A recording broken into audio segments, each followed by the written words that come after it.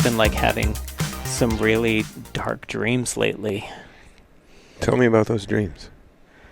Well, sometimes when I wake up at night, I think that Instagram is following me. Hey, welcome everybody to my therapy session. Yeah. Hey. Also known as the Open Coin Door podcast. Thanks for joining us. We were getting pretty dark there for a second. Let's lift it up. Let's be a little lighter. Now that everybody's watching and they've joined us, right. Maybe we should lighten the mood a little bit. I have joked with a lot of people, though. It really is like therapy for me. But I've also heard from a lot of people that they are really enjoying this podcast, which is super cool. Really? Yeah. We're making a difference? A lot of people have been listening to this or watching it on YouTube or whatever the case may be, and so they really enjoy it. Haven't gotten any feedback on the email. Maybe email is just not a thing people want to do, which is fine. Maybe they'll just message you on TikTok. Is that a thing?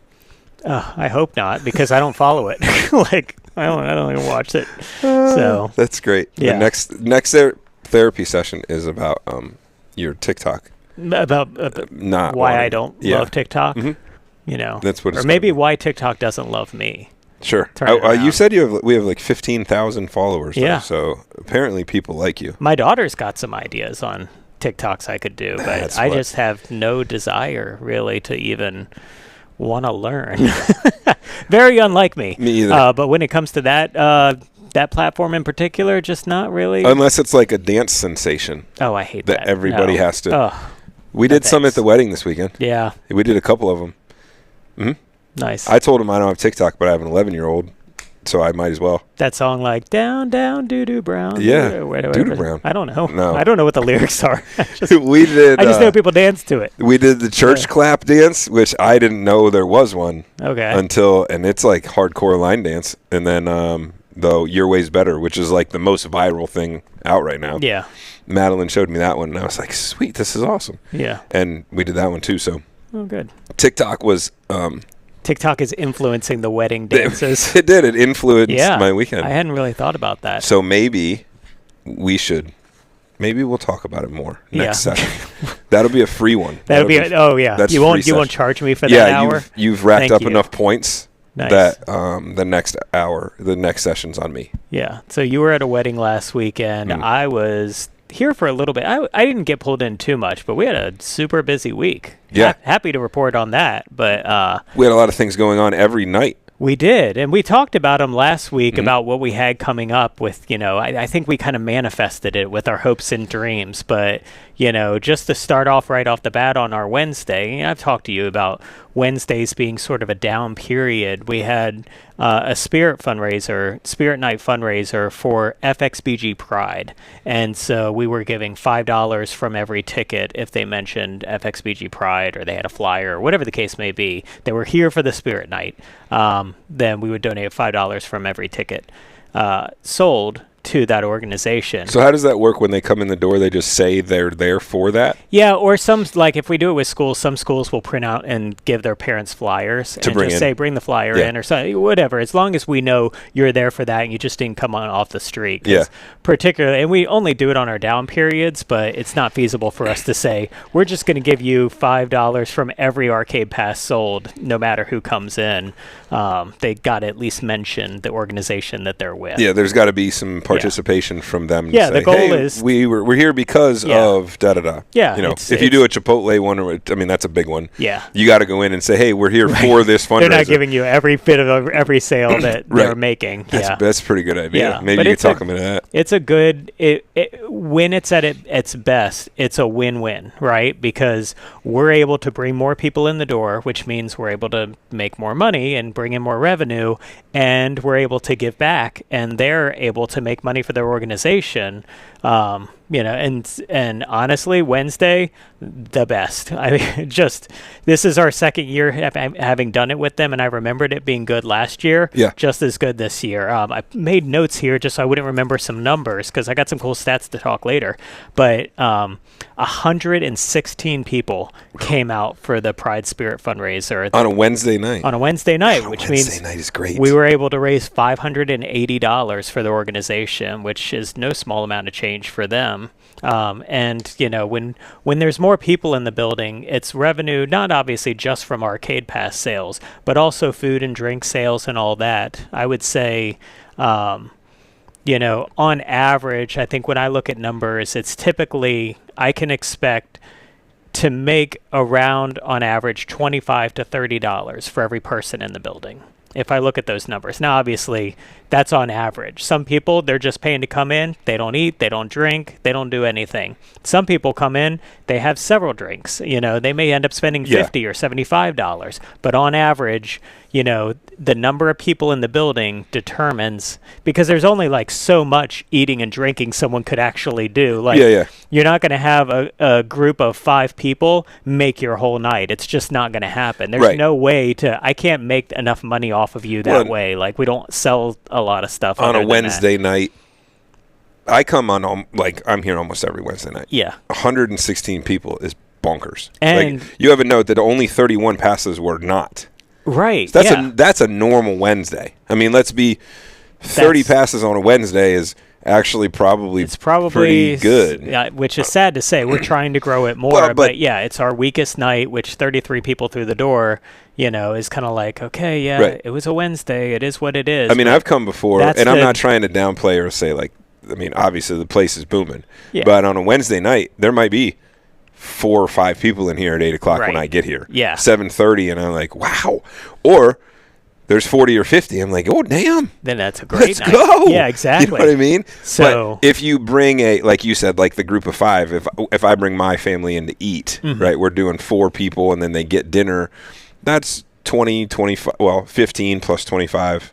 Yeah, I mean, you're talking about $30 a person if they're coming in and getting dinner. Right. You know what I mean? Yeah. And with the food offerings and the bar offerings and the drinks, and maybe people are only thinking we're going to go to the arcade, but if it's their second time through, they might be like, oh, you know what, let's just eat there. Right. So that is $30 a person is plausible, is easy to do. If they pay to get in and they get a meal, it's around $30, $25. And that's exactly it, right? That's the win-win of, we do these spirit nights, and when it works out well, and it did in this case, it made a huge difference. Basically, I would say on average, like you said, like a 4x change from our typical, you know, you said typically like maybe 30 people in the building, 150. So really 5x, you know, so that it was really a great night. Everybody had a lot of fun. I mean, my staff were whooped tired at the end of the night because they probably weren't expecting. We talked about staffing earlier, right? And we had talked about knowing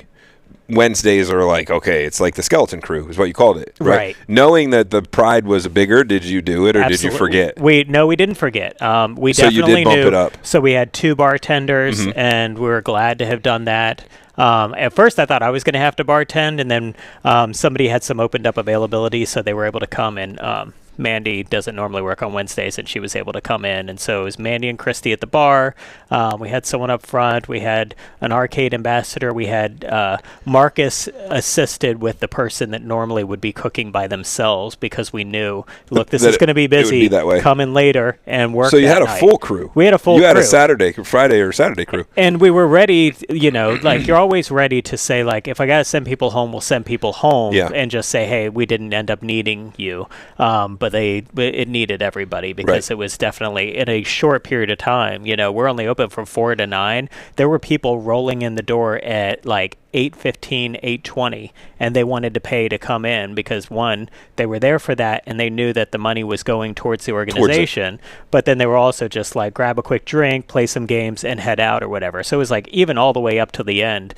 They, you know, they That's didn't great. end up. So, wow.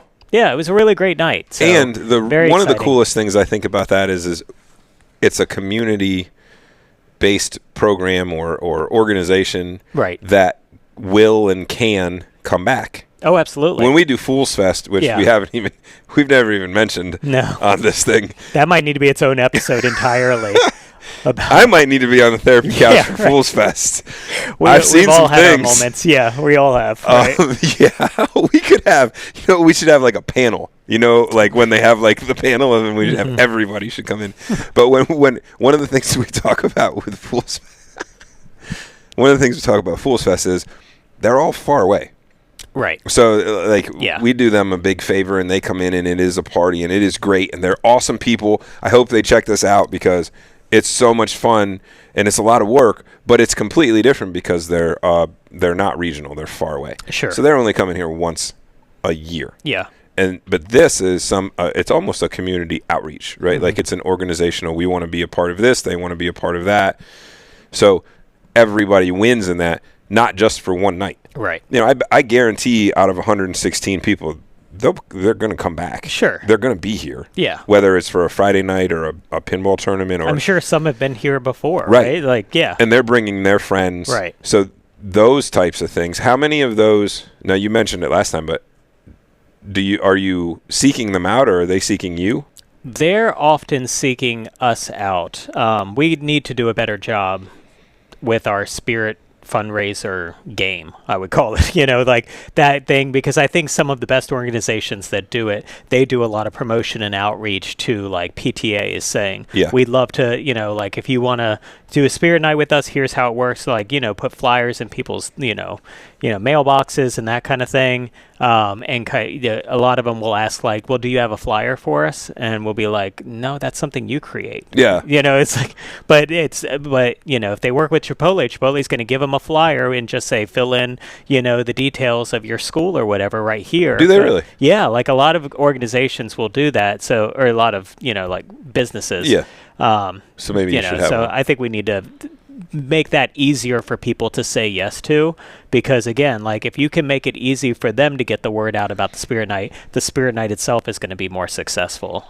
Just make one on Canva and then replace. We're, I think, in the general landscape pretty generous at doing 30% of ticket sales that mention them or whatever. If you go to some of these places, it's like 10% of food sales or something. Yeah. And so it's like, it can be a lot harder. So they're usually pretty happy with that. I'm like, that's great. But here's the thing. People got to show up. They got to come to this, In some ways, I sometimes think while I love the arcade, it's easier for a family that is probably going to have dinner anyway, might already have a budget to plan for dinner out one day a week, and they'll go, oh, we'll go to that one, and the school will get the money. It's harder for a family to plan, okay, I'm at $15 a person to go to an arcade, and still got to get dinner and everything else. That's money they didn't really budget for or whatever, and they're not getting it. I mean, they're obviously getting a great experience here, but you know what I mean? Like, it's very different than food. If I bring my 4 kids, my family is of 4, right? Then you're talking, well, we got to get in, then we got to buy food, and we're going to get drinks, and I mean, you're in $100. It's an investment, right? Where if we're just going to dinner, we might be in $50, right? So it's. But because it's an organization that they're in, right? I mean, I would be forced to, no matter, like if it was somewhere they wanted to go and it was a school or whatever. Right. Hey, we're going to this. Okay. Yeah. not that feeling here. No, but, I know, but it's real, right? But they plan it. Trying to figure out the ways in which we can make it appealing to do that, because clearly it works, right? And people get fundraised out too. Oh, I'm sure. You know what I mean? Like we get donation asked out, like, because I'm not kidding. And Paula, thankfully, this is where having an amazing general manager is awesome, because she handles all of the email and stuff. And I know she has to do a lot of, I'm sorry, we've already reached our budget, because it's probably daily. Yeah. Like if not at least 1 to 2 per week. And it's everybody. I mean, and I get it. Everybody is looking for money and gift cards for raffles, for this, for that, and raising money for this and doing that or whatever. But there's just no way, if we gave out, even if we just said, okay, we're only going to give out gift cards, we're not going to write checks to people, because it's not like I've got free money to give out, but, we could give out gift cards, but even that's not feasible with the number of people that ask us. I try to be very generous to the extent that I can, but it's like, Could you do you do like admissions, just like free admissions, or do you do gift cards? Well, yeah, I mean, that's usually the way we'll do it. It's like I'll put $16 or $17 on a gift card, and that's a pass, right? That's a pass. Yeah, pretty much. An admission pass, yeah. That's easier for me sometimes than, trying to go figure out how to print out a voucher that they would then scan in to get in or whatever, you know what I mean? So you could figure that out. I'm sure I could. QR code. Yeah, QR codes. Ask Claude. It's the future. But yeah, so Wednesday was amazing. Roll right into Thursday with our pinball tournament. Let's go. Let's talk a little pinball tournament. I know you love talking pinball. I do. I talk pinball Thursday night. Okay, listeners, I want you to write in and tell this guy that we do talk pinball, because he said we haven't gotten to talk any pinball at all. That's not what I said. I said we should throw in some pinball. And you said we have talked about it, but I meant a different way. Yeah. I meant like the behind the open coin door. Sure. But we do talk a lot. I know we talk. We do. But I just like it. Hey, I do too. And it was the biggest outside of our main, what I would call our main events, the Labor Day and Memorial Day tournaments. Right. Not just the open, because the those are capped at like 80, 90 people, and they sell out. Yeah. But our monthly regular tournaments, 56 people came this past Thursday. I looked it up to be sure, and that is the record for a monthly tournament. By one. Before that, it was 55 people, and that was just in March of this year. So both records broken right here, a couple months apart. So I can remember. No, I think maybe about a year ago, it started to be consistently over 40. Yeah. And before that, it was 30s. 35, yeah. Mid-30s for a long time. Sure. And then it was almost like, okay, this is the place. If you're going to play in a month, this is I have to go back to this. I have to be here. And then I think new people show up. I think us only doing it once a month definitely helps. It's very easy to plan for. Cadence. Everybody knows last Thursday of every month. But they don't have, if it's every week, then it's like, oh man, it's always going on. I don't know if I'll get there this week. Might not even get there next week. Well, the feeling with that is I can always go next time. True. I can always go next week. Yeah. I can tell you from experience, missing the open tournaments I think maybe I missed like 3 months in a row or 4 months because just of work and things I was traveling and everything. Right. And I was like, well, damn, I haven't played in 5 months. Yeah, right. It's much longer wait if you miss one versus so the weekly. Just oh, okay, this is it. We're going to plan to be here. And I think more and more pinball people and it's still all ranges. I mean, it really is. There's beginners and there's middle and there's player. James Matteries is a great example. I think there were 6, somewhere like 6, I'd have to go back to look for sure, unrated players, which means they have not played in more than, I think it's 5. Once you've played in 5 IFPA tournaments, and IFPA is this sounds silly, it's the International Flipper Pinball Association, but it's like the governing organization for pinball. And so the tournaments that we do are, and this isn't meant to go all into it. We'll have probably a whole episode. We can talk about that later. We could talk about how tournaments work. They might not want you to now. You call them silly. I mean, it's pinball, man. And they're calling it a Flipper Association. It's Flipper Pinball. Flipper Pinball Association. Yeah. The Flappers. You're not going to be allowed to do tournaments anymore if you call him silly. He's sorry. He did not mean that. But anyway, so, you have to have played in 5 tournaments before they start rating you. So an unrated player is one who maybe just showed up on Thursday and was like, I heard that these are cool. I want to start coming to them. Or they went to one before. And so, it seems like every month, like there's experienced players, there's new players, there's young, there's old. It's a wide range, but definitely still continues to grow. And I think there's a large attraction to the more competitive players now. Well, yeah, so it's a chicken and egg thing that now is working in our favor, because the points for people who care about things like getting to states, and it's not me because I'm not that good, but for competitive players that are trying to get to states and nationals and all that kind of stuff, points are a thing that matters. In pinball, there are rankings. Right. And then, see, this is why the IFA, We need to have an episode on it so people understand. I'm just giving you a little background about like why people would care about points. That's why. In pinball, there's a ranking, and then the top however many, let's say 24, I don't know what it is, but the top 24 at the end of the year, they go to states, and they play in a tournament. We've hosted one of those, the women's one. Right. We hosted that before.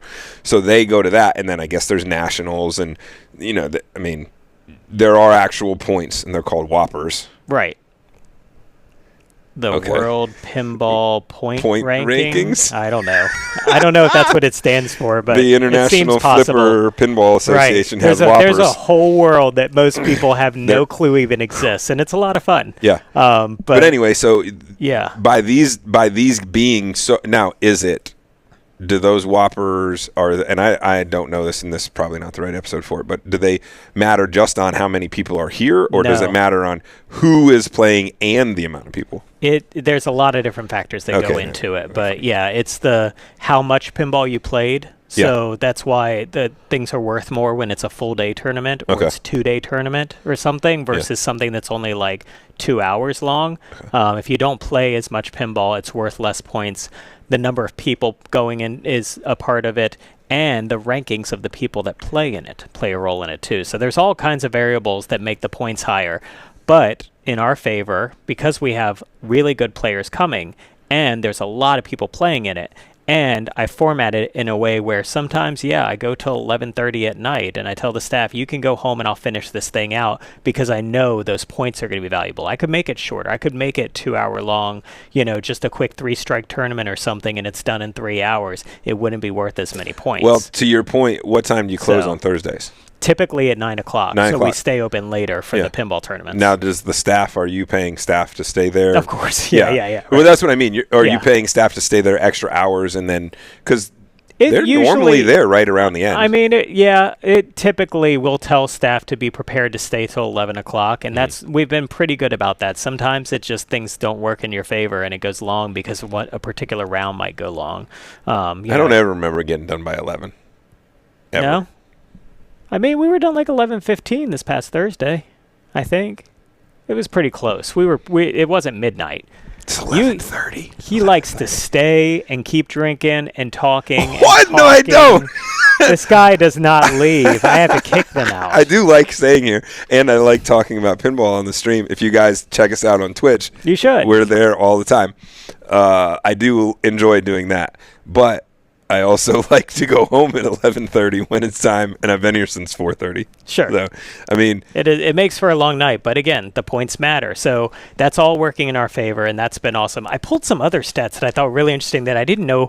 Let's look. I didn't know the IPA tracked all this stuff, which is super cool. So we've had 380 unique players play in our pinball tournaments since we started doing these. Really? Yeah.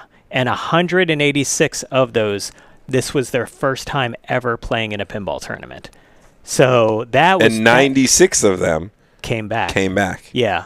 How cool is that? You got all that stuff. I said in the beginning, you like analytics. You like to dive into the numbers. I love that. And that's so good because I think that tells a story for this space in particular. 380? 380 unique people have played in those tournaments. I don't think I could. Wait, does that count states and the Labor Days and the Memorial Days? Yes.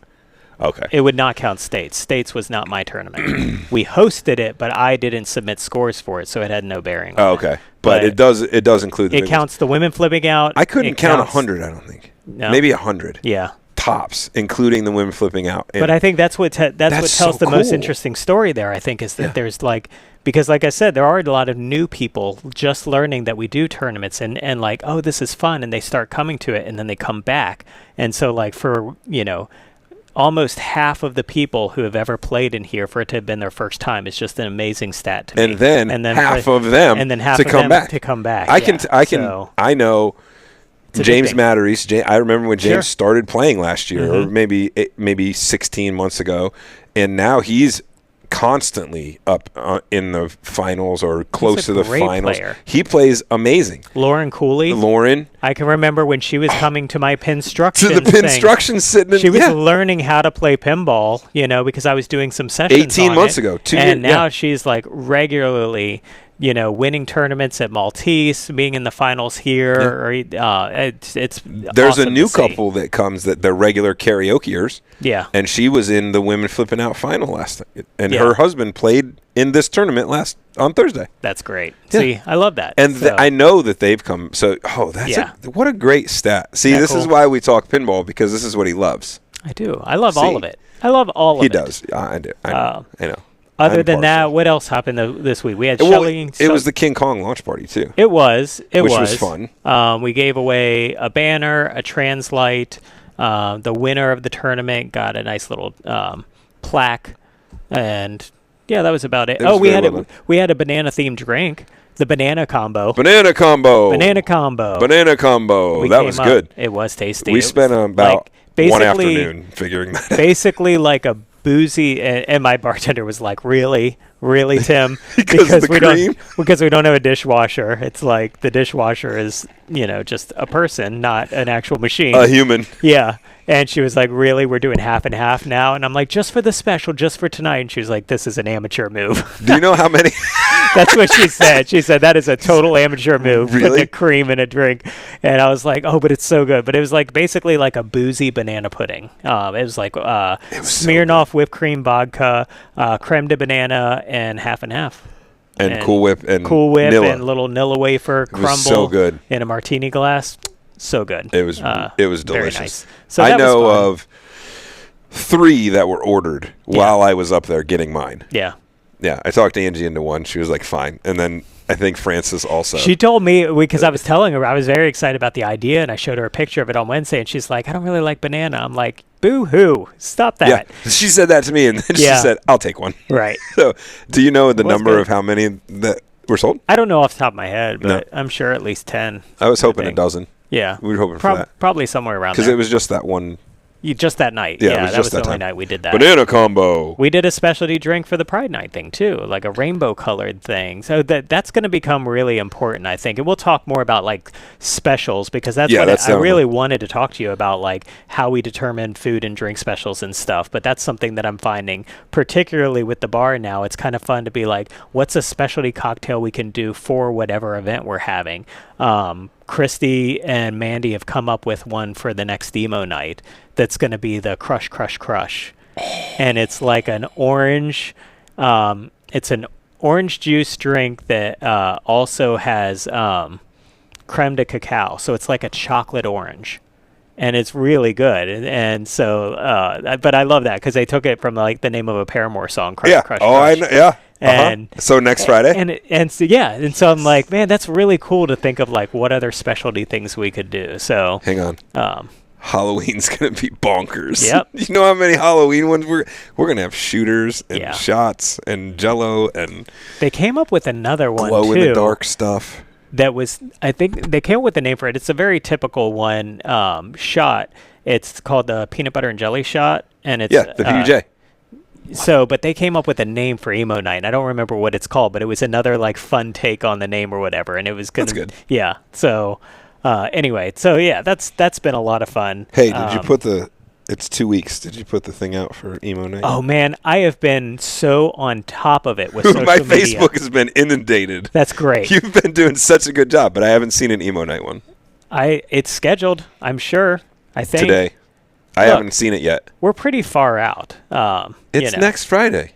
It is absolutely not next Friday. I've got karaoke this week. I've got a band next week. It's not next then Friday. It's emo night. It's okay. So calm down. We are 3 weeks away. I'm just on super it. excited. It is. You're right. Yeah. Yeah. But Okay, I've been 3 very weeks. good on social media to check in on that. Dude, you've been doing great. I scheduled, and it hasn't been too much work because it was a lot of work the first day. The first time. All the scheduling, getting it all, putting the list together, what I wanted to talk about and do.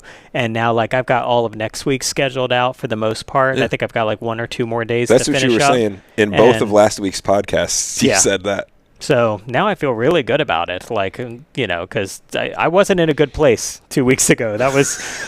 That was part of the therapy session. Right. No, but yeah, so social media is good. You'll get your emo posts. You'll get multiples. We got the So- karaoke and the special karaoke. Right. So it's good. And I think nobody now will complain that, I didn't know this was happening until the day of. Like, I've definitely been on top of it in a way Sure. that, like, hey, don't forget 2 weeks from now we do X, Y, and Z and blah, blah, blah. So And that's been good. You put the Pride Night drink out on a post. I saw that. I did a story. Yeah, a story. Yes, Yeah. that's what, I'm just so proud of you I'm because trying, I don't even man. do stories. I did a story. Trying over here. I did a story today on my DJ page. Did you? Yeah, because it Look at you. It suggested I do it, and I was like, create, and it did it. And then I put a song on there that was Ooh. the song that they used going down the aisle, and then back. What's that? The processional, I guess. You're right. Whatever. That was the song they did it. So I put that on there on the story. And then it was quite a few pictures from the wedding and the ceremony and everything. I thought, oh, man, this is pretty cool. Yeah. I think 2 people have seen it. Yeah, I mean, the stories remind me a lot of TikTok, which I think is why I have this kind of visceral reaction, like, but it is a way to have, in front of people's faces, because obviously on Instagram, that's right at the top of the page. Same thing with Facebook and the app. Like, they'll see the Reclaim Arcade icon, and they might tap on it and see something. It's also a way to, like, reshare something without it, like, obnoxiously being injected into someone's feed. It's just like, you want to look at our story, I did show notice you stuff. That your stuff was scheduled and going out there. Yeah. It was a good job. I was proud of you. Thank you. It was really, Thank really you. good. The pinball tournament, you posted about the winners of the pinball tournament. They were on there. That was good. That was really, really well done. We had Shelly Star in the Galaxy on Friday, and I know. It was They were they so were my good. favorite last year, and I had to go to their wedding. So Yeah. we'll just have to have them back. We will for sure. They'd had a good crowd come out for them. Not a massive crowd, but it was a very busy night in general. So, and there was definitely a solid contingent over there to see them and stayed all night. Do you think there was an them. energy for them from them? Like, were they I think so. contagious, kind of? You know what I mean? Yeah, Like, and it's they play such good music that because they'll do covers too, and people will like know it. And I mean, I was hanging out because I wanted to see them, but then I went over to play pinball, and I'm singing along to whatever they're singing at the time because it's a cover of a song that I know, and I'm like, man, this is such a good song, or something, So like, it's definitely a type of band that people can get into. Where are they from? I actually don't know. I wonder, They could be a guest. They might be Richmond. they could come They're- on the show. they don't come too far. No, I mean, they could come on the podcast. They could come on the podcast. Oh wow! You think we're able to book like actual people? We might need to, get more established before we can start booking really important people like bands. Book talent. Yeah, right. Nobody wants to come sit with us. I had to sucker Mark into it, and he charged me way more than you do. Yeah. So I hope so. Yeah, right. So. We've said their name on this podcast a dozen times. Who? Shelly Star? Shelly Star. Oh yeah. Well, because Big fans. Big fans. Now that they've played, they've done it. So that was good. They sounded great. Did EK do everything? All the things. You didn't have to step up there, huh? Like always. That man's He's worth great. every penny. Yeah. He really is. EK's awesome. Hopefully he got the memo that karaoke this coming week is on Saturday and not Friday. He did. But Okay, I cool. think he thinks it's next Saturday also. Because he was like, so we're doing the next 2 Saturdays? And I said, yes. Because I was wrong. I'll hit give him you up. all calendars. I'll Yeah, mess we're him up. already in July, but I know. yeah, it's My weird. calendar's been a Right. little bit off because I haven't had anything to do for 60 days. Right. Yeah. That ends Monday. Well, enjoy it while you can. Then. I know I have a week to fix the Yep. house. All the things that you said. Well, now that I've got time to do it. Now I can do it. Now you're not going to have that time anymore. So, but yeah, we were talking a little bit about the food and drink specials. I want to kind of return to that because you're asking like, what kind of things do you want to talk about? And we've talked a little bit about food, but not a lot yet. And I think, there's an interesting story. I talked about getting the food truck that helped us get our ABC license and that kind of thing. And then we talked a lot about drinks and a Yeah. lot about what that has brought, but we haven't really talked about the kitchen and the food and what goes into like the normalcy. Right. But also, you just revamped the menu and what went into the original menu and why. So let's kind of walk through when we got the original bar didn't have anything. Right. Candy bars and chips. So yeah. You got the food just had truck. Snacks, got the food truck. How'd you come up with what was going on that food truck? That's a great question, actually. And I'm not going to say it was good stuff by any means. Well, it wasn't like frozen pretzels and stuff, was it? It was all kinds of random stuff. There was a lot of it was frozen. I do remember absolutely that. A lot. Yeah, I mean, it was all because it was going in a freezer in a food truck and then coming as bar food. Yeah, we didn't know what we were doing. I've never run a kitchen before. We had to hire people to do it. We didn't have a chef or anything, so it had to be something that we could train people on. And so it was like we did burgers. The burgers were frozen patties. Yep. We did hot dogs. And I thought, and this is kind of funny in hindsight, we did these like mini slider dogs. I remember that? I do, yeah. These slider dogs, I thought they were so cool. I thought they were such a good idea. Nathan's is the only one that makes them. They're Which like, is a bonus because they're great. Nathan's is a great hot dog, Great. right? And so I'm thinking, these are just going to sell like hotcakes. This is such a cool idea. They were a little pricey, which kind of sucked. Because basically our cost came out to like $1 per, and these things are tiny, so you're meant to have multiples, and so we had typically when you're costing out a menu item, it needs to be somewhere around 30% cost. So something that costs you $1, you should really be charging three for maybe even $3.50 for, because you're paying for the labor to cook it. You're paying all these other things. You're paying rent for the building, the electricity, the utility costs. All that stuff has to come into it as well. And, most restaurants, they're working with a profit margin that's like 5, maybe 10%. Like, you're not making a lot of money, and the hope is you can make it up in volume by making a lot of food for people and that kind of thing. Luckily, we have an arcade, and so we don't have to be as concerned by that. But when it comes to the kitchen, we're still trying to price things accordingly with that, because there are real costs that go into that. I don't think people understand Nobody wants to buy a hot dog for $3.50, even $3 that's this small. And I'm thinking, well, no, you're going to get like 3 of them on a plate. It's going to be like this whole platter thing. And that's what we probably should have done, is pick 3 as opposed to having them but it would have been $10. Which is a meal, right? Yeah, it was 3 little rinky-dink hot dogs. I know. And that's why it didn't work. That's why it didn't work, right? It was a cool concept, I thought, in my head. And we came up with all these cool hot dog ideas. We were going to do we did like a mac and cheese dog with bacon crumbles. Oh, yeah. We had like a that would have been a $5 slider. We did that too. Yeah, anything you throw on that dog is costing you money too, right? So, yeah, we did a Chicago-style dog, chili cheese, all these various ones. And I thought, this will be really cool. We can come up with brand new ones all the time. Not many people would order them. And I was just like, that really sucks, And so we ended up moving away from those, and we're like, well, let's just focus on the burgers. And we did that menu. I would say we had the large Bavarian pretzel. Those were frozen pretzels that we would bake in an oven. Oh, those were so good. They were like, that's when you started making fun of me for getting all the sauces. You see, yeah, right.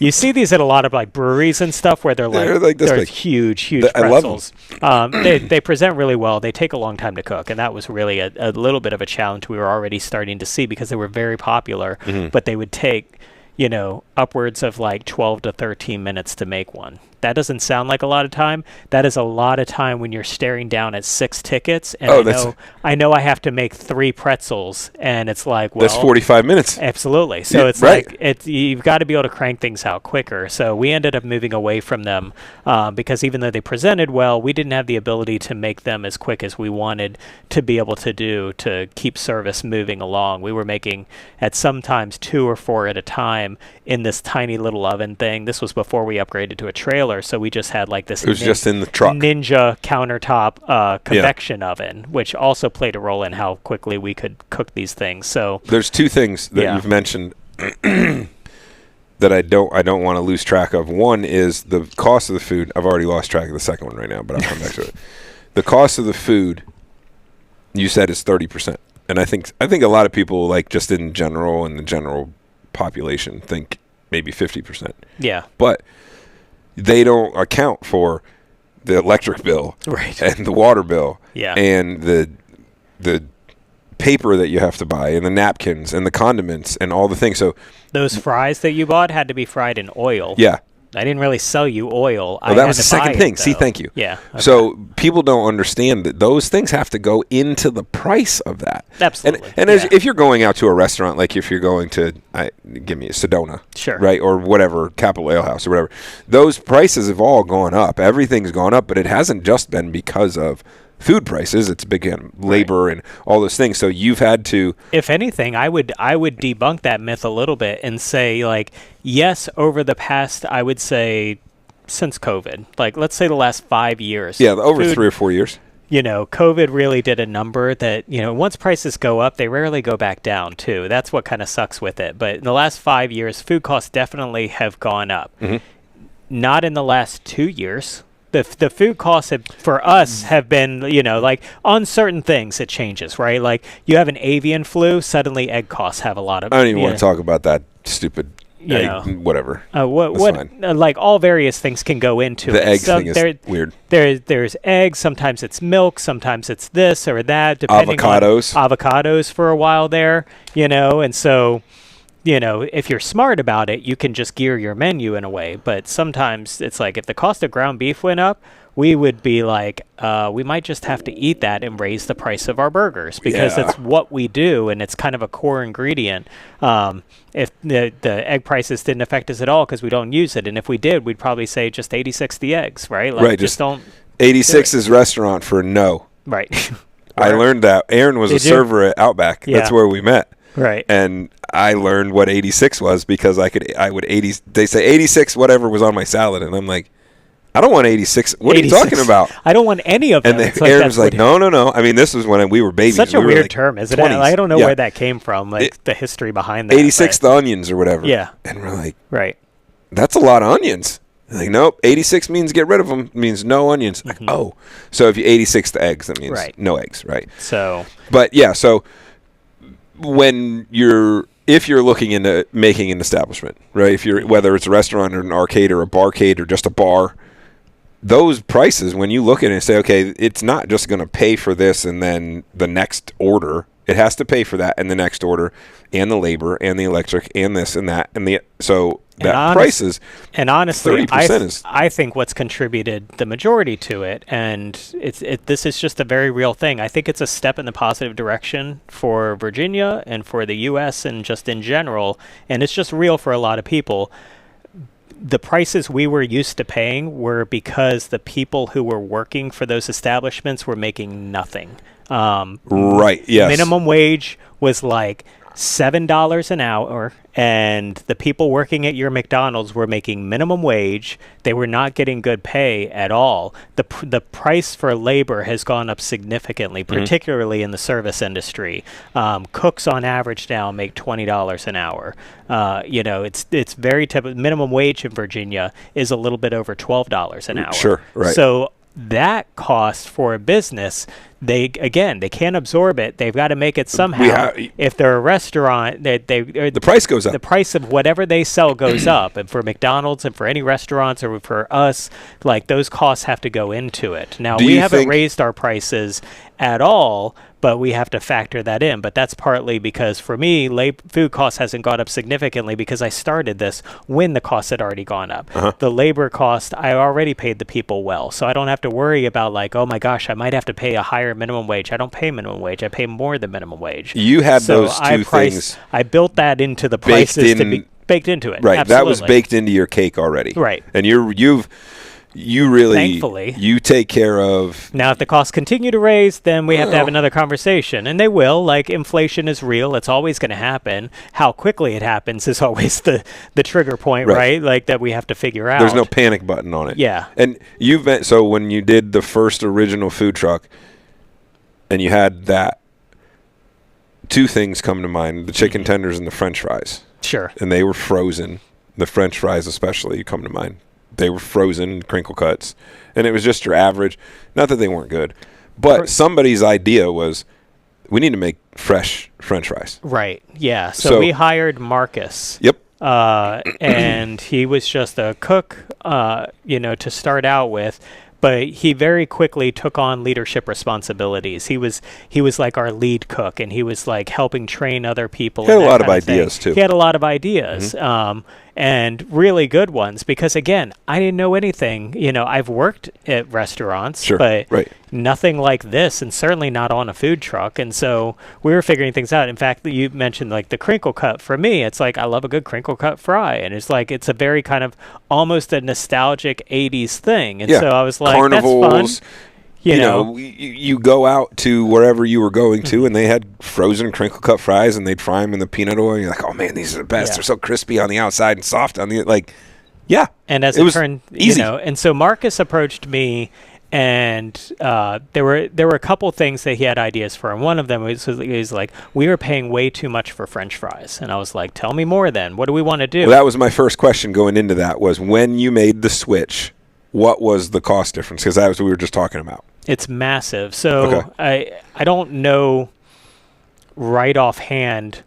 I think, like for a case of French fries, which is like 2 5-pound bags, I think, or something like that.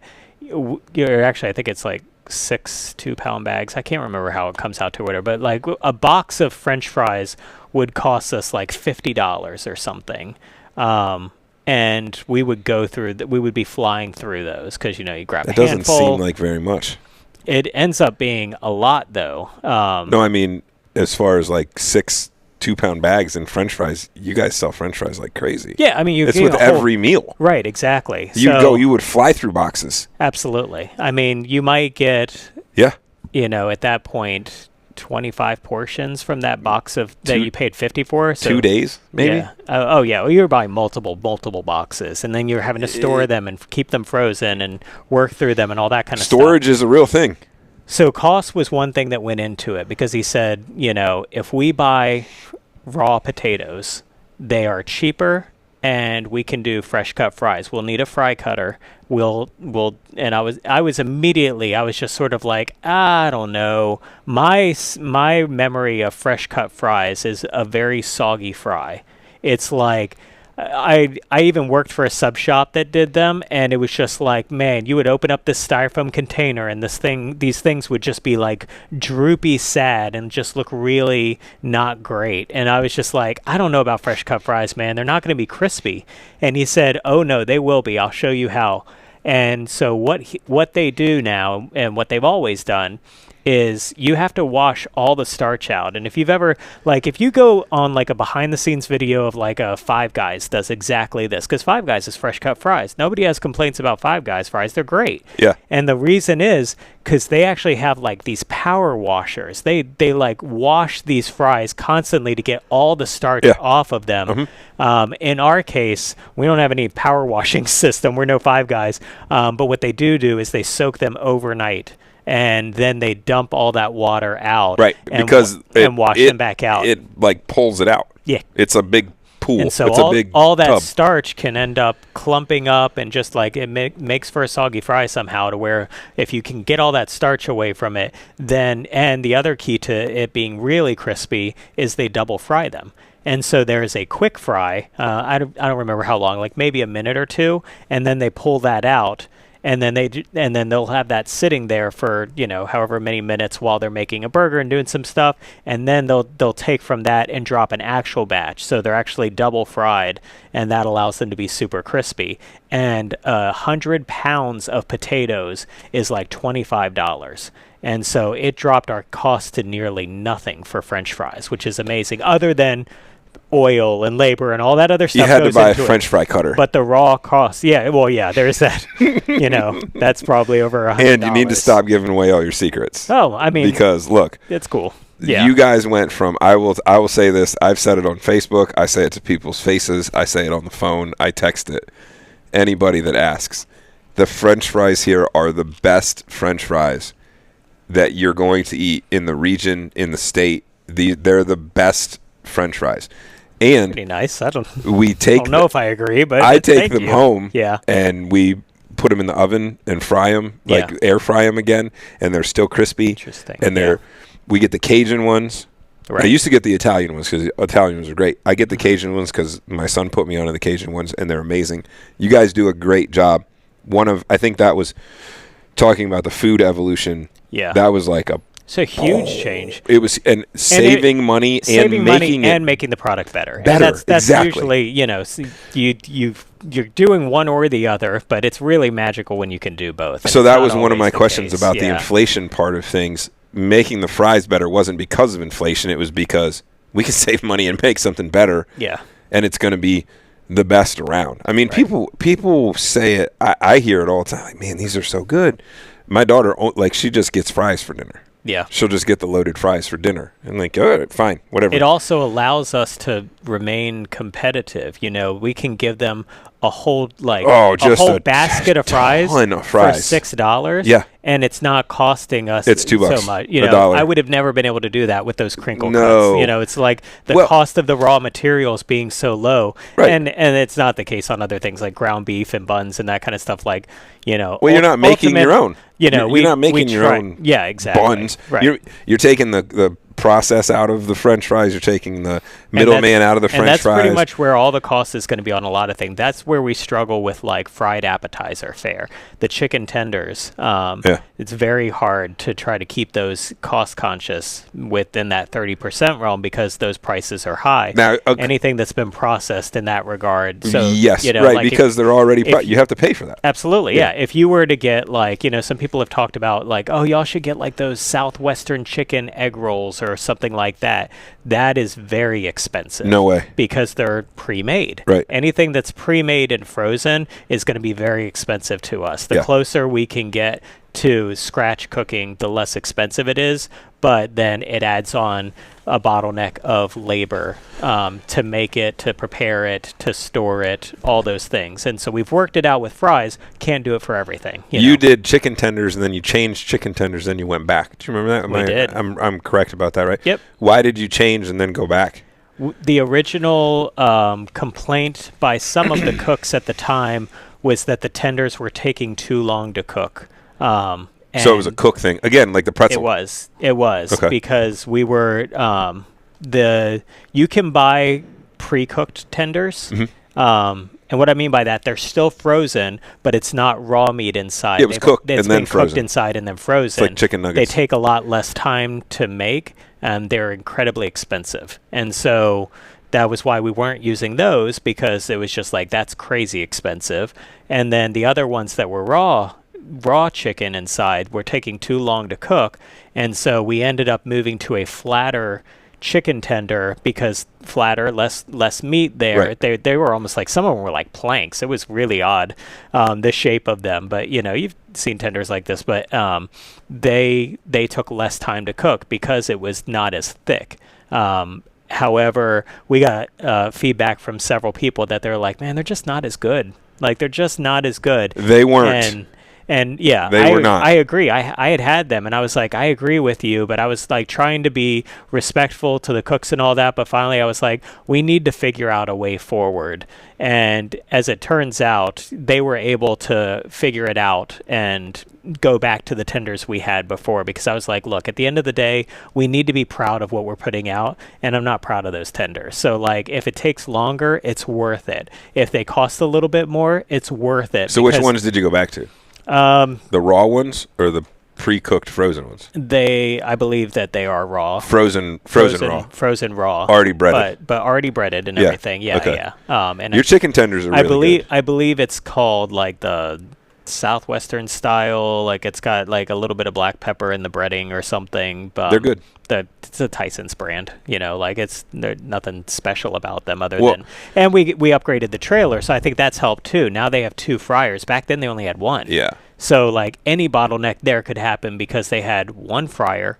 They had the countertop oven. It's a very tiny spot, that we grew from, and so those things go into those choices of what we're going to offer. Yeah, there was a lot of I don't want to say pressure, but there was some pressure felt about what you could do on the truck efficiently. Yeah. And make sure everybody was getting what they needed on the truck. Right. And then those decisions needed to be made because of, we only have this one thing and we only have this one oven and I can't back these up. Right.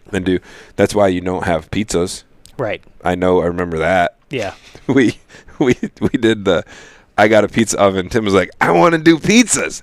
So we did You Got a Pizza Oven, which I have now. Which we tried it for a night. And we did, but I think maybe if we did it again and we were good at it, because I don't think we were good at it. I mean, it was taking way too long to cook a pizza. Right. I mean. I agree. And then that one night, it was like an hour to get a pizza. And we're like, oh, we can't do that anymore. Exactly. You just nixed it. You're like, nope. People are willing to wait, but we 86'd the pizzas. Well, and that was a good example of like, we've definitely had specials that it's like, let's try this thing. And if I recall, we did it for like one of the, maybe for a women's pinball tournament or something to start out with, because we're like, let's try this out and see how it goes. The pizzas? Yes, because it was going to be on a night. It was, yeah. When we first started doing women's tournaments, they were on an off night that we weren't open to the public, because I was very afraid of running pinball tournaments while we were open to the public, other than our monthly one. But for the women's one, I was like, I don't really want to tie up all the machines, so let's do it like on a Tuesday night. And I needed to keep those costs low. Because it wasn't a large group. And so we were like, well, let's, instead of opening up a full menu, full kitchen, all those things, let's just try out some different things. And that was one of them. But it didn't work out at the time. It was just like, it was so different from the type of food we normally make that I think that was part of it. You're having to buy a lot of ingredients just for that one thing. Like suddenly you've got a box with because when you buy food in bulk, it's like buying it from like a Costco or a Sam's Club or something like that, a BJ's, you're getting like 150, pre-made pizza doughs. And you're like, Do you remember the pizza crusts? So I sold 25 little pizzas and now I've got 130 left. What are we doing until the next, and so it's like, if you don't have the volume to make up for it, that's just sunk costs. You've lost that money. In addition to the cost of like what you factored in when you were doing the math, you also have to factor in the waste. Yeah, now we aren't going to sell these, so I ended up with some of those pizza crusts. Right. Do you remember we put them in the freezer, but it was actually the refrigerator? Do you remember this? No. Yeah. I can't, I think Tony put them in the fridge, or I put them in the fridge. I remember some got damaged, and I'm sure that's probably why. That's what happened. They weren't frozen. They were in the refrigerator. And honestly, going back to it now, I feel like we would have the capacity to be like, oh no, we're buying pizza dough balls. Like we're actually using dough. We're not using these pre-made things or something like that. If I were doing it today versus back then. Would you revisit it now that you have a trailer and now that... would you... We're not really set up for it. It would be interesting maybe to revisit it for like a special event or something, but the pizza oven you're talking about is one of the Uni ones, and it's propane powered. Yep. So it has to be outdoors. We can't do it in our trailer, which is a real challenge, and it's a really big pizza oven. I kind of went out the gate with a big one because I wanted to be able to... It's half of that table. It's more than half of that table. It's a big guy. Yeah. So, you need a table. It's got to be outdoors and all that. And I'm not sure where, when we did it last time, they were basically outside of the truck in the parking lot making the pizzas and then bringing them inside, which isn't as ideal from a, from a health standpoint of making the food and then having to walk it from the outside to the inside. Yeah. Whereas with the trailer, now that it's backed up to the building, we kind of have a closed system there for them. It's more of a kitchen in that regard. So if I were to do it again, one thing I would probably look into, because pizza obviously does interest me and can be very cost effective, in terms of the cost of the ingredients and the speed in which you can make something and put out a product. They have indoor ones. They do. They have electric ones. Yeah, they have indoor ones and the little stone spins and bing. And I don't know how long they're going to take. I've used that oven multiple times. Uni makes electric ones. Do they really? Yeah. So like that's what's interesting to me now is like, okay, an electric one that's backed by a brand that's known for like stone-fired pizza and stuff. Yeah. I'd be interested to look into some more reviews and maybe consider that for the future, but it's so different than what we do now that we have to be very careful, because as we talk about these food specials, sometimes some things you think like, oh man, this is going to be so awesome, it's going to hit, and it really just doesn't. And it doesn't. Right. And you've said, like, I remember I had seen this video for these loaded jalapeno popper egg rolls. And I was like, this is brilliant. These are great. Oh my God. It just spoke to me. I was like, oh man, this is going to have like This is going to be it. cheddar cheese and cream cheese and bacon and fire roasted jalapenos, and it's all inside this egg roll.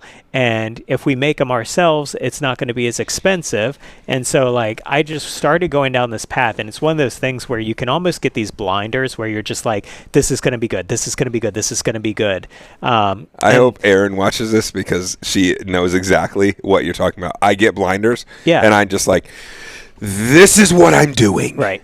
And that's it. Yeah. Is it a guy thing? Maybe. It's a hobbyist thing. Yeah. I think it's just like if you're a hobbyist. Yeah. Anyway. Yeah, when you're an enthusiast, I Time guess, out. or whatever. Have you ever made egg rolls before this? No. Okay, continue. Never. Continue. Yeah. Did you make them? We hand rolled all of these. Yeah, you did it. Yeah, I did it because I cared about this so much. It was my idea. I told them, this. I was like, it was my idea to fire roast the jalapenos. So in fact the recipe, it's not labor intensive at all. The recipe on YouTube, the guy just basically like he had these like pre-roasted jalapenos, like almost like a verde salsa. Yeah. I didn't have that, and so you had to do buying it online was going to be too expensive, and having it shipped. So I was like, well, why don't we just do it? Well, and it was stupid too for me. And this is really getting insight on this one particular recipe. But he was calling them jalapeno popper egg rolls, and he was buying a green diced chili sauce, and I'm like, that's not jalapenos, that's green chilies. And so there's a big difference. There's a big difference. It's huge. For me, I was like, I can't do that to people. It's got to be jalapenos. So I'm like, I'll just fire roast them myself. Or just change the name. Yeah. And you didn't. You went to fire roasted jalapeno. To me, I remember. Because jalapeno poppers are a thing. Sure. Diced chili poppers are not. So it makes no sense. So yeah, they could have been the Congo Bongo poppers. Well, anyway, I was willing to do all this work because I'm like, it's going to be cheap, right? It's going to be less expensive if we do it all. And I was really having fun with it anyway. I love to cook at the house. And so, like, I fire roasted all these jalapenos and peeled the skins on them and diced them all up. And I brought all that in to the kitchen. And then we were getting all the other ingredients. And then we were hand rolling them and then freezing them. And then they would take them from frozen and cook them. Next thing where the wheels started to come off of the wagon. These are the ones that you brought to my house for a party, aren't they? Didn't you bring them Super Bowl or Christmas? I did. They're those. I didn't do the egg roll variant with you. I did. They were like cups, but it was the same recipe. It was the same thing. Yeah. Okay. Continue. Sorry. Yeah. So the next area where it goes off the rails is that once I actually, and I did this after the fact, looked at how much it costs to make them, they were very expensive to make. They had a lot of ingredients we don't typically use. Again, can't really, if you're going to buy it in bulk, you're going to have too much extra. If you're not going to buy it in bulk, you're just going to go to Wegmans, you're going to pay more for the cream cheese or for those jalapenos or that. And then there was a lot of waste too. So that cost of all that started to fall off the rails. And then the final like linchpin of it all was, it just wasn't a really popular special. Which is just really... I need my trombone. Where's my trombone? I know, right? It's not turned up. No. Damn. Oh, that was the end. Yeah. I need the wah-wah. So, I had this idea. It didn't work out, and lessons were learned from it. But we're kind of careful with these food specials now. We don't go too far off the rails. In fact, I've told them recently, and we do like... I have one right over there if you want to show people who are watching it on video. Obviously, audio aren't going to see this, but we have these table tents at the arcade, and so we change up our food special like every 2 weeks. And Marcus originally was like, every two weeks? That's going to be a lot of new things. And I was like, it'll be fine.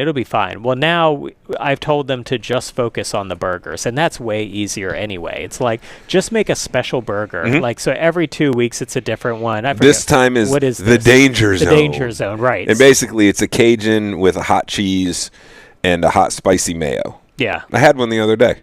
Smoked provolone. It's not really a spicy cheese. It's just like smoky, right? And so you've got smoked provolone, smoked bacon. And the bacon, yeah. You do have the spicy mayo. The spicy mayo and the Cajun. I think they do Cajun seasoning on it. It was good. And that's really, all of those things are in the kitchen anyway. They're already there. They were able to do Yeah. it. Now, they do have the freedom to get a particular ingredient, maybe one ingredient, or at most two. Two, it starts to get a little bit sketchy, is like how much of it, because ultimately this is just one of many things that are on our regular menu. This is just a special, and I would say on average, we probably sell in that 2-week period 45 to 50 of these. Really? Specialty items, yeah. So the costs have to be contained. You don't want to spend too much extra because it's not usually. Now sometimes they're a little bit more popular, but usually what happens, something new comes out, everybody wants it. The first week is the majority of it. By week 2, it's old hat, and they're going back to whatever they like on the regular menu. So Really? yeah, 50? yeah, I wouldn't have thought it was that high. yeah. And Really? some of them aren't. The jalapeno popper egg rolls definitely weren't. You know what else we did? Yeah. And that was in conjunction with an event, was the pulled pork. Yeah. And then we had pulled pork for days. Yeah. We were trying to put pulled pork on stuff. It was our first New Year's Eve event that we did. And we were like, let's just do barbecue. Let's do that. And yeah. There was a lot left over. Yeah. We did one in the summer, too, because I did it. Right. And we did it in the Traeger. Yeah. And then there was a lot. Yeah. We could do it again. We could. Barbecue, it's a long lead, and there's a real science behind knowing how much to make, how far in advance, because it takes hours to make it. It's not like I'll do it. can't- I'll do it all day. Well, yeah, I but got a new smoker. I haven't even that's used why yet. we ended up with so much extra, because we're like, oh man, it's a New Year's event and we're gonna have so many people here. Let's make a ton and have it. And then as it turned out, like for that particular one, even though it was our New Year's events are sold out, it wasn't. A lot of people didn't eat. They didn't go or to that. something. They didn't gravitate towards because it. it was later in the evening. Like it was like 8 p.m. to midnight, and they were just like I guess they had already had dinner, and so it was a heavier meal type of thing versus. But you've learned that, right? The evolution of what to offer. Yeah. Right. But yeah, I mean, there's also like there's little tricks in the kitchen that you can do to make things hold longer, to to do various things. So like a good example with that, of course, we could buy pre-made frozen pulled pork that would probably taste pretty darn good, but then you're having to thaw it, and you're having to know how much to thaw and make to use, and those kind of things. And it's not going to be the same as it coming right off of a smoker and that kind of thing. And so, there are other ways to be like, okay, well, do we make it and then you store it with the juice, and maybe I have an idea. Add some extra beef stock in there to make it last longer, or freeze it at the end of the night and make it go. And there's a little bit of a juggling and a balancing act when you're trying to figure out hold times on food to minimize as much as you can the waste. What if you did a barbecue, like a smoke Saturday? Yeah. Like a smoker Saturday. And on a Saturday, once a month or once every other month, whatever cadence we decide on. But you make it a smoker Saturday. And you have that. It's only there. And when it's gone, it's gone. And you just do maybe a 10-pound shoulder or whatever. Right. When it's gone, it's gone. I think if it gains traction, then it's one of those popular things that like, oh man, we got to get there early so that we can get it. And then maybe you make a 15. If it never gains traction, I think you're not out. The question that you have to answer, and the question that I'm having to always answer with these is like, obviously ideas are cheap and easy and they're great. And so like I've got plenty of them, and that's the whole point, is to talk it through and talk it out. What problem are you solving is the question that I always try to answer. And so if the problem is that people want a different type of food, then a once a month special isn't answering that problem. If the problem is like, I'm bored in the kitchen, that's not really a problem for the arcade, right? So I just want to mix things up. If people are bored with the menu, then that's a problem that maybe isn't also answered with a once a month with one-time thing, right? And if the problem is that we need people to buy more, I'm not sure that solves the problem, because they're replacing the smash burger they would have bought with a barbecue plate, and now we've bought more ingredients to have the exact same revenue we probably would have had. Or ideally, and I think it's probably why your mind goes, is like maybe it's gangbusters and we make a ton of money on that. But I think that's probably wow, that's a real moonshot of a hope that we might build this into something where like we're going to be known for our barbecue. it's probably not going to happen. Yeah. So I think that's my thing. I'm always trying to answer is like, what's the problem that we're trying to solve? And so like, what does it help with? Right. Like on a Wednesday night. Because or a Saturday night. I get bored, and I'm a creative person, and so like I think there's like that desire to be like, let's change it up and do X, Y, and Z. But if it's not solving a problem, you're shooting yourself in the foot, and I think that's the real problem.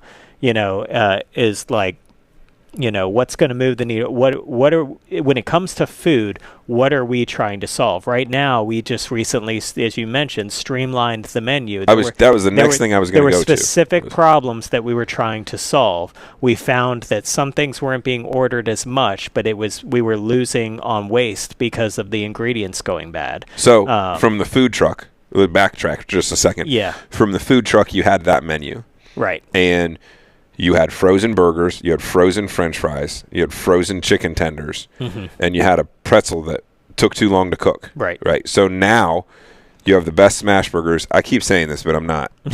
I'm not exaggerating. They're pretty good, dude. If you have, if you like smash burgers, these are. Five Guys doesn't hold a candle to these burgers. Do you know I know the fifth guy? I did not know that. He's from Fredericksburg. Really? I swear to goodness. I'll tell you offline. The fifth guy. They got numbers? They do. He's the fifth guy. He's the fifth guy. I'm not kidding. That's hilarious. I'll tell you the whole story, but that's not for here. Yeah, right. But I know him. Anyway, their burgers, your burgers here are better than that. The smash burgers are amazing. The smash sauce is amazing. So you've evolved from a frozen thing. Did that save money? It did. So it saved money going to fresh, right? And I see the guys back there making the balls, and then they smash them. And it's the process, and it saved money, and it made them quicker to cook. The burgers were taking a long time on a flat top. Because they were really thick. And they were frozen. So like those things, smash burgers, you can get them cooked very quickly, and so it's definitely a technique that. So we have really fresh burgers here. Yeah. Right, fresh burgers. We have fresh French fries, not frozen. Right. Those two things, when you come and you want a burger and fries, this is the place to do it. Yeah. Hands down. Like, I don't know anywhere else in Fredericksburg. I've been here for 25 years. I don't know anywhere else in Fredericksburg I'd go to get a burger and fries. Yeah. I mean, I'm biased, but I have a really good burger stomach, so I know what's going on. The French fries, so we got rid of those. The chicken tenders, you went back to those. Still have the chicken tenders. Those are still on the menu. From the big pretzel, we moved to the pretzel bites. And I always forget about them, and they're so good. And so why did you do that? Why did we do that is because the pretzel bites are fried. And they're this big. By dropping those in the fryer, they can cook in like 2 minutes. It's very quick to roll them out, and then they toss them in butter. They sprinkle the pretzel salt on them, and out the door they go. A lot of butter and a lot of salt. And PSA, they're really hot when you get them. Oh, yeah. Take a couple minutes and just admire them and cool down. And get the honey mustard. By switching away from the baking process to a deep fried. Sure. And they're not like, they're not... It's sometimes when you think of deep fried, you're thinking, so they're like crispy pretzels. They're not at all. Like it's just a quick way to when you fry a bread product like that very quickly, it does the exact same.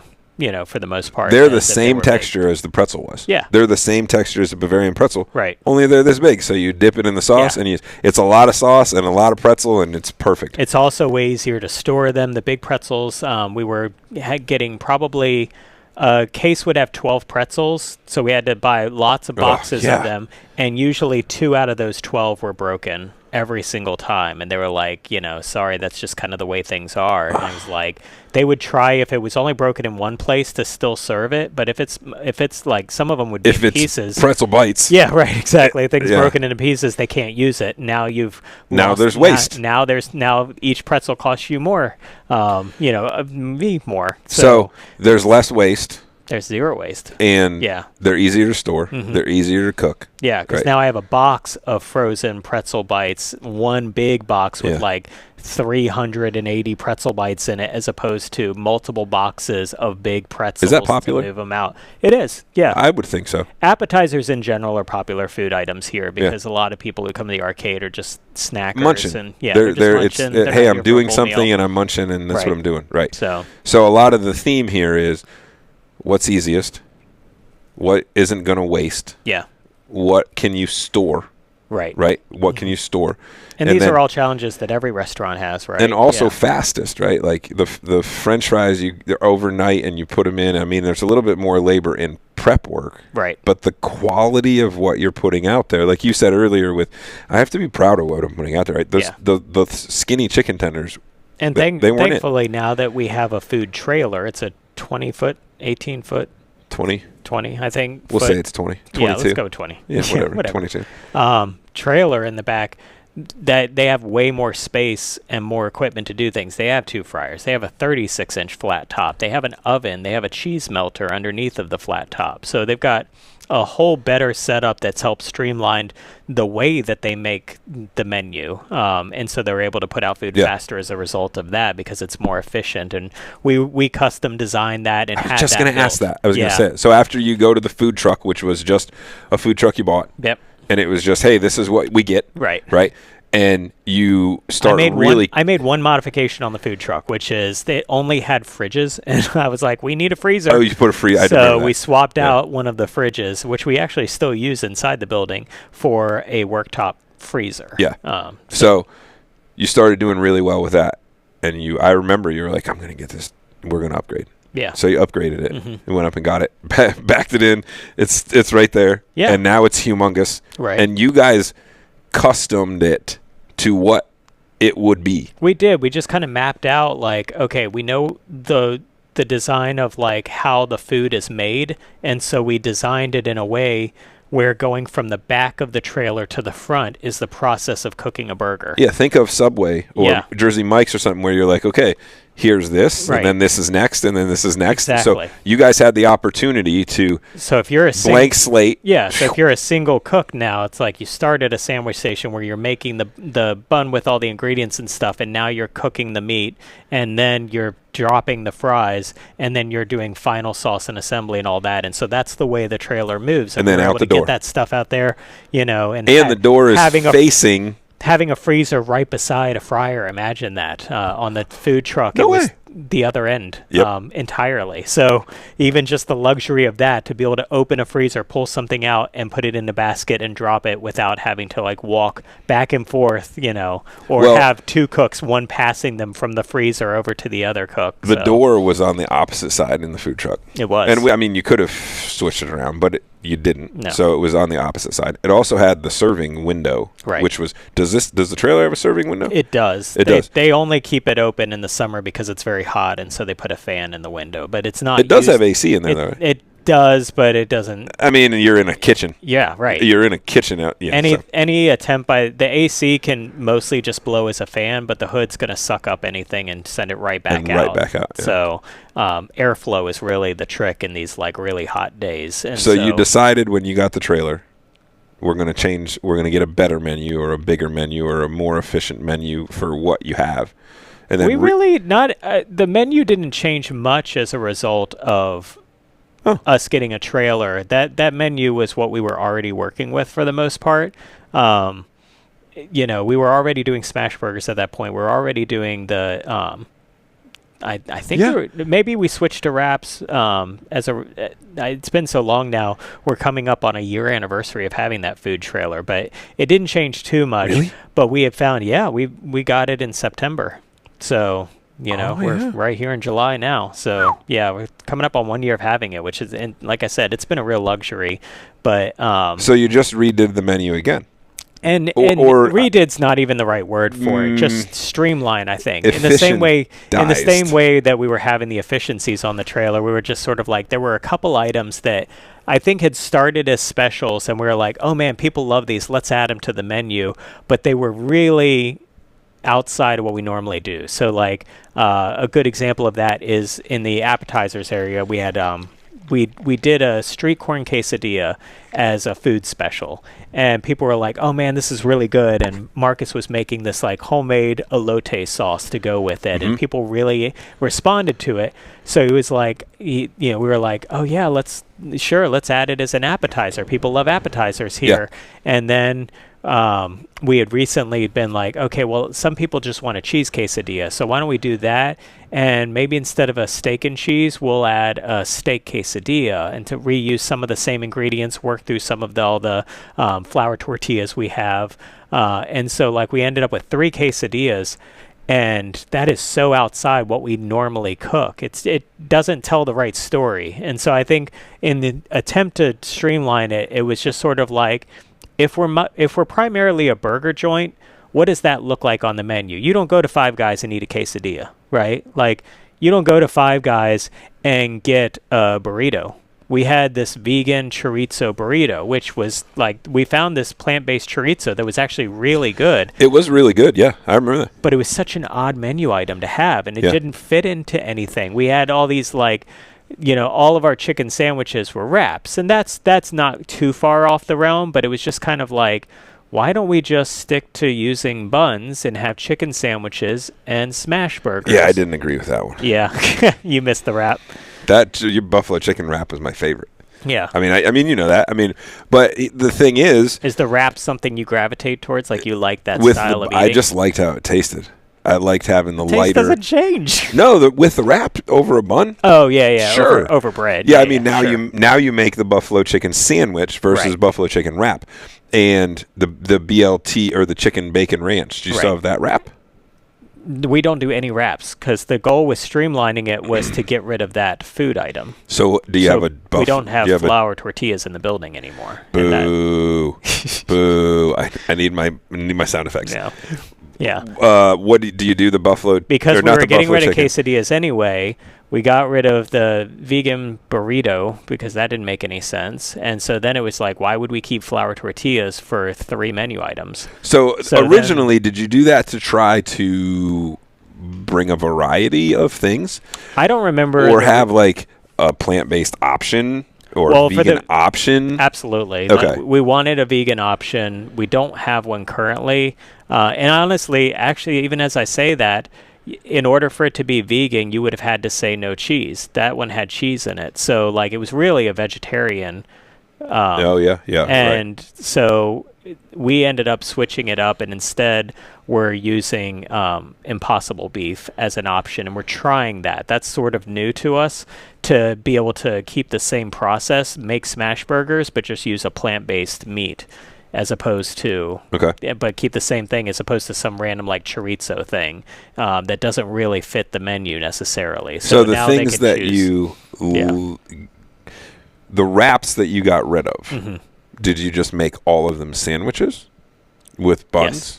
Yes. Okay, so you did that to eliminate an item. Yeah, you're saying, look, I don't have to buy these anymore because they were only for. To eliminate a ingredient, and also to make the process of training and streamline the kitchen better, because now I'm toasting buns for everything on the main entree thing. I'm not having to suddenly get out flour tortillas and wrap something up, and then they were putting it on the flat top and doing various things like that. It put kinks in the flow there. The crunch wrap, which was another food special that went so well that we were like, oh, let's just add it to the menu. But it was way different. It's like almost super different. It's really good, but in terms of how they cook on the kitchen, it's like you'll be like, smash burger, do your thing, drop the fries, do all that, and suddenly it's like, I need a fresh deep fried tostada, and I need a wrap. And I need I need ground beef that I've got to chop. Ground beef, right, not a burger. I've got to chop that up with, like, it was just very different. And we were just like, as good as this is, we can bring it back as a special at some point. But every cook was just like, thank God it's gone. Because it would just be like, they would get one order of those, and it would just like throw a wrench in the whole thing. Yeah. You would be like very efficient. All of a sudden, it's like, now you're not, because now it's like everything's thrown off, and you hope to get back to just making the burgers. And on a pinball night when you have 50 people, and the pinball people eat. Right. I mean, when they come in here, pretty much everybody orders something to eat. Right. I mean, there's a lot of food going on. In a short period of time, too. Very short. Right. I mean, like... Tournament starts at 6:30, so from 5:30 to 6:45, it's like all these orders are going to come in, and that's really when it's like... Yeah, I'd say in an hour and a half. You've got to have 2 hours the efficiency on there. So if you're throwing one of those crunch wraps in the middle of that, you're going to throw everything off. Right. So that was one of the reasons to make not just the food. Okay, we don't have to order those anymore, but also the kitchen smoother. Right. The kitchen's more, or the cook's more confident in I know this and this and this, and I'm not going to lose my ish when this comes up. There are ways to make that faster and more efficient, at the expense of ingredient quality. You have the pre-fried tostadas. Yeah, but you're not doing that. We don't want to do that. Yeah, right? You're not going to do that. Yeah.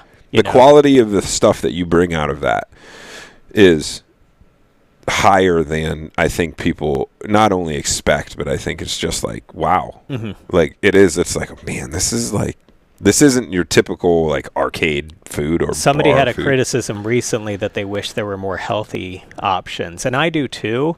But that's the challenge, and that's the rub, right? Well, that's what I just asked you. Is that why you had wraps? Is that healthier? It's not healthy, right? Like, do people think it's is that do you still have the bacon ranch chicken sandwich? Yeah, just not as a wrap, right?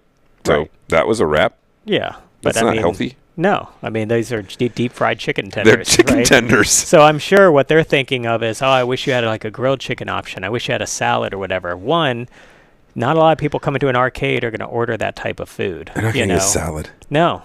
Nobody's going to get a salad. And I think there's just sort of that sense of like, feedback is great, but you have to take some of it with a grain of salt and just recognize you can't be everything for everyone. And I'm comfortable with that. Yeah. At this point in time, yes, I would like more healthy options if they can fit in with the story of the space, the efficiency and flow of it, and it makes a lot of sense. We are using fresher ingredients, and I think that goes a long way towards it. But at the end of the day, we're an arcade, and it's a quick service food option. And it's a balance. It's got to be a balance between what you can get out that tastes good, and that's a great option for people with that. Like, this isn't fine dining, but if we want things more that people you can to be order proud food, of, that you can get out there quickly, that get a good name for you. And I want there, it's very tough. Along the same with the health options is the people who are vegetarian or vegan or have like specific allergies, and I want to do right by them too. And that's very hard. We have gluten-free buns. We have Impossible Meat now. And so like there are options for people, but at the end of the day, it's going to be very hard to make the entire menu friendly, or even a portion of it friendly to everyone, depending on what their need. We can't meet the needs for someone with celiac disease because we only have 2 fryers. We can't dedicate one specifically to having never touched any gluten products because there'd be no way for us to operate like that. And so you have to take the losses and the wins as they come and just work with what you've got. And I'm sure, in another 4.5 years, we'll be even that much further along at what we're able to do. We've come a long way. Well, with the second location in 4.5 years. Right. We'll see about that. But that's enough about food. But I thought that was fun to like talk about that kind of thing and kind of give you all some insight into. Well, you changed the kids menu too. Things. I mean, to get all the way down to the the whole thing. The whole menu, yeah. The kids menu had sliders on it, which I was ordering because it's enough food for me, and I like the little sliders. I like sliders, but it was a different style of bun. You cheat, Dr. Jones. You're no kid. That's true. A different bun. They're having to split the patty in half. The portions were different. Smaller portions on everything. The training and everything, and just do a kid's patty. Just didn't do a single bun because the smashes are doubles. Right. Our regular burgers are double and the patties, kids are singles. and so single patties, same bun. Smart. And it works out, and it's cost effective. It still works, and now we don't have to have a whole set of buns and all that just for the training kids. for it is just the same as the other ones, just one patty. Right. Piece of cake. Yeah. The only rule I broke for myself right now anyway is I kept grilled cheese on the menu even though it is the only thing that uses Texas toast.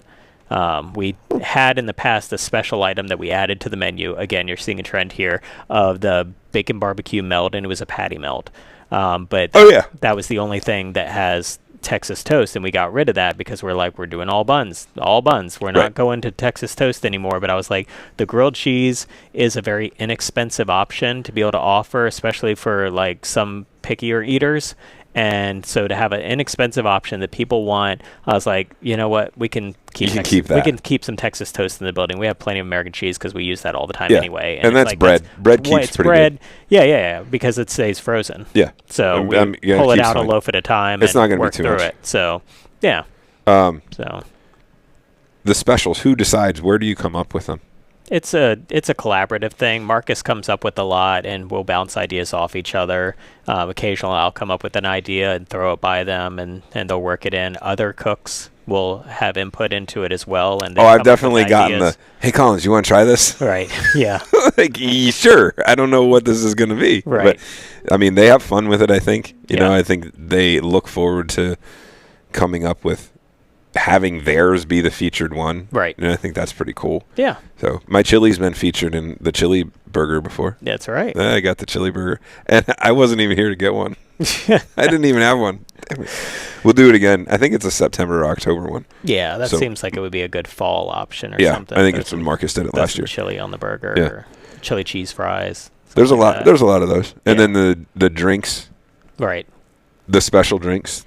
Come up with those. I mean, you do a lot of those. Yeah, we're getting into that a whole lot more now that we have the whole mixed beverage thing, and so we've got more ingredients basically. You're also to lucky. cook with, and you can't really come up with specials. One thing I didn't talk about with the drink thing is like when we first started offering beer, I was like, oh, maybe we should have some kind of happy hour, and oh gosh, I got rid of that because I was like, nobody's coming here for a happy hour specifically for this. But in my head, I'm thinking, we serve alcohol. It would make sense to have some kind of special and a happy hour and that kind of thing.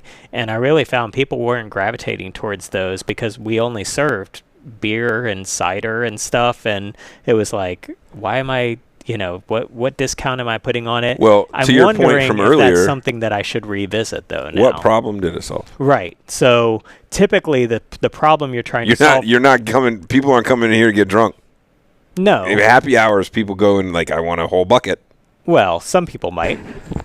I would argue that the problem you're trying to solve with the happy hour is trying to get people to come in, particularly at times that are typically not busy. So would you do happy hours on Wednesdays? Right, exactly. You could do a happy hour. That's on why a they do Wings Wednesdays. Or you could do it from 4 to 6. You're hoping that on a weekday you're trying to bring people in the building earlier. If it's appealing enough, people might do it. This is a different space, though. Maybe that wouldn't work, but we do have some options now that our food is streamlined and better, and we're trying to build up getting people to buy more food. That would be a way. That would be solving that problem too. Is like, how do we get people to buy more food? Well, you throw a discount at them. Can they buy food without coming to the arcade? They can pay. They can do They can do a pickup order or a delivery. So they can order from. We're doing Uber Eats and DoorDash now, or they can order directly through our website. So all three of those options. I mean, can they call in an order? Probably, but nobody does that. Like, I do. I mean, I do on Wednesdays. Yeah. And Brandon says, "Hang on, let me run it back to the cooks." Right. And I guess they're not really set up for that. They can't do it in the front, right? I think they could. They're not really set up. Yeah, Brandon just runs it back there, and then he does it back there. Right. So if you're going to order food and not come to the arcade, which is boring, just DoorDash. Well, yeah.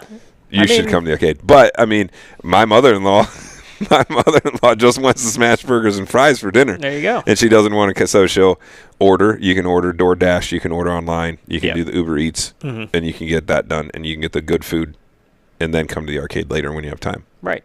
Yeah. It's cool. Yeah. That's a good offering. Yeah. Smart. It's something.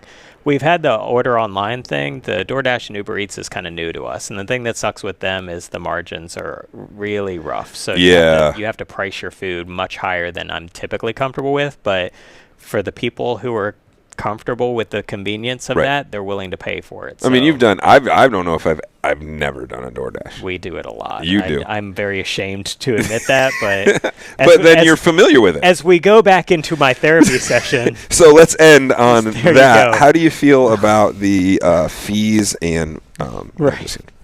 So yeah, no, we do it on occasion, and the convenience. It's definitely more expensive, but sometimes. Can you imagine how much it would cost for delivery to my house? Oh yeah, he's way out in the sticks, so that's not happening. There's no light pollution where I live, folks. Right. This would be a long way. All right, we gotta wrap this up. We're an hour and a half into this thing. That's because we had a lot of great, awesome stuff. Well, I appreciate you all hanging in with us, listening. If you made it all the way to the end of this, sometimes I feel like I'm just ranting and raving and talking about these things, but I do hopefully think that it is interesting to some people how the sausage gets made, so to speak. Whoa.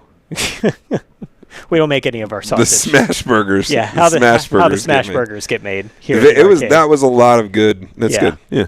So. I hope they do, and then somebody's going to email us. Yeah, if you have any ideas for any topics that you'd like for us to cover, any special guests, if you want to be a special guest on here, I might just invite you. Ooh. So shoot us an email, opencoindoor@gmail.com. We'd love to hear from you. Meanwhile, I'll see you here back. Oh, they can drop comments on the videos. They can on YouTube. Drop comments on the videos too. I think Spotify has a way for you to comment as well. Really? So yeah, I don't know. What do they? What do they say? Like, subscribe, and comment. Well, there's so much with podcasts, right? You got Spotify, you've got Apple Podcasts, you've got YouTube, you've got. Are we on all those? Amazon Music. Yeah, we're on all of it. Sweet. We're worldwide, baby. Put comments everywhere for us. Throw all the comments everywhere. Please. I may or may not read them. Don't do them on TikTok. I won't see any of it. I'll read them. But thank you all for listening, watching, whatever format in or wherever you are. Thank you. We appreciate you, and we'll see you next week. See y'all.